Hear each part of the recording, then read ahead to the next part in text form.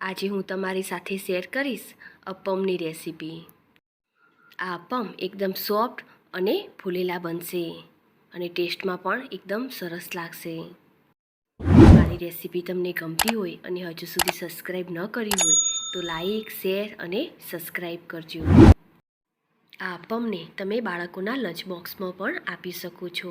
ઓછા સમયમાં બની જાય છે। તો એકદમ ટેસ્ટી અને વેજીટેબલથી ભરપૂર એવા અપમ બનાવવાનું શરૂ કરીએ। આ અપમ બનાવવા માટે પહેલાં આપણે એક મિક્સિંગ બાઉલ લઈશું।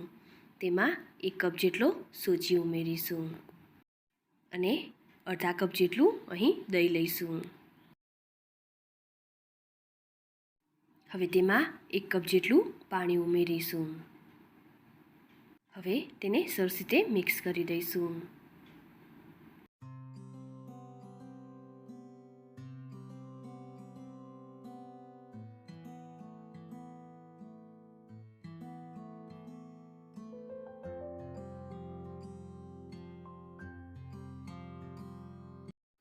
સરસ રીતે મિક્સ થઈ જાય એટલે આપણે તેને ઢાંકીને 5 મિનિટ માટે રેસ્ટ આપીશું।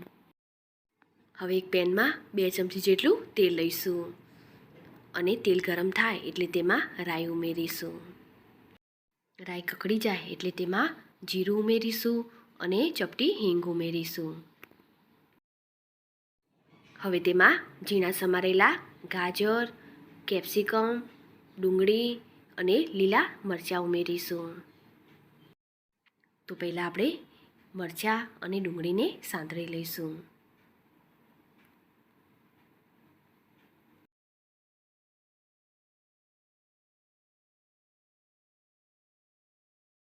હવે તેમાં અડધી ચમચી જેટલી લસણ અને આદુની પેસ્ટ ઉમેરીશું અને તેને પણ આપણે સાંતળી લઈશું।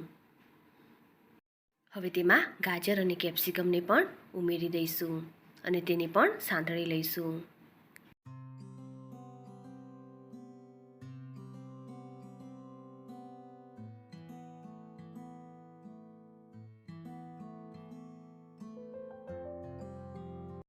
તેમાં આપણે થોડું મીઠું ઉમેરીશું અને મિક્સ કરી દઈશું।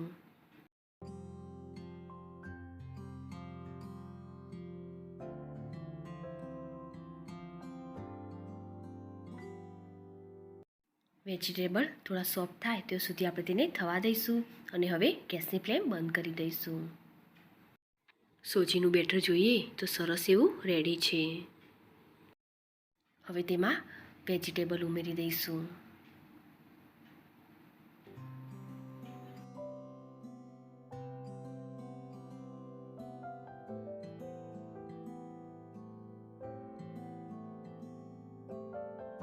સ્વાદ પ્રમાણે મીઠું ઉમેરીશું। વેજીટેબલમાં પણ આપણે થોડું મીઠું ઉમેર્યું હતું એટલે બેટરના માપનું અહીં મીઠું ઉમેરીને સરસ રીતે મિક્સ કરી દઈશું।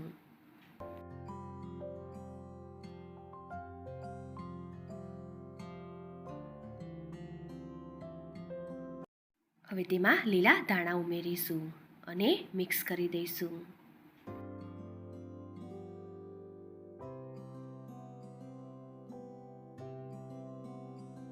અહીં બેટર આપણું રેડી છે।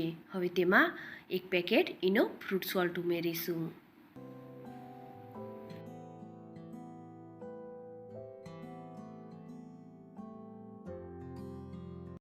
હવે તેને મિક્સ કરીને આપણે તેના અપ્પે બનાવી લઈશું।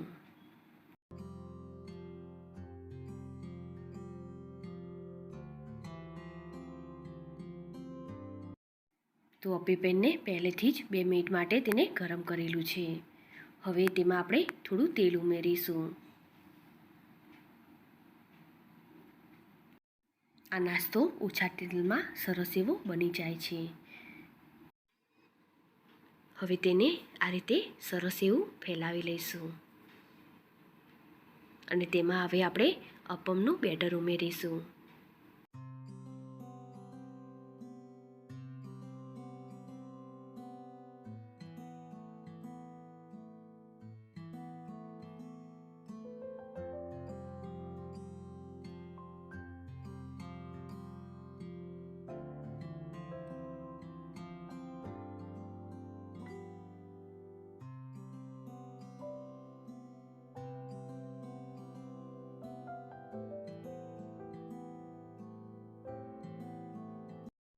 હવે તેને ઢાંકીને 5 મિનિટ માટે થવા દઈશું.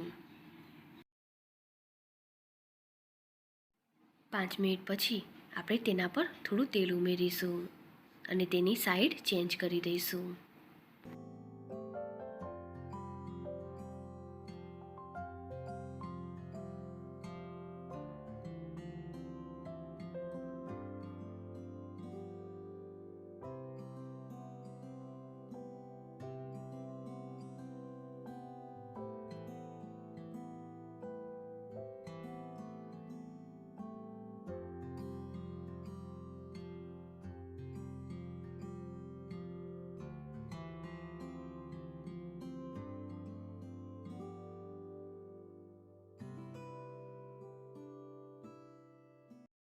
ફરી તેને ઢાંકીને 5 મિનિટ માટે થવા દઈશું.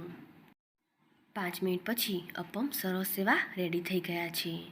હવે આપણે ગેસની ફ્લેમ બંધ કરી દઈશું.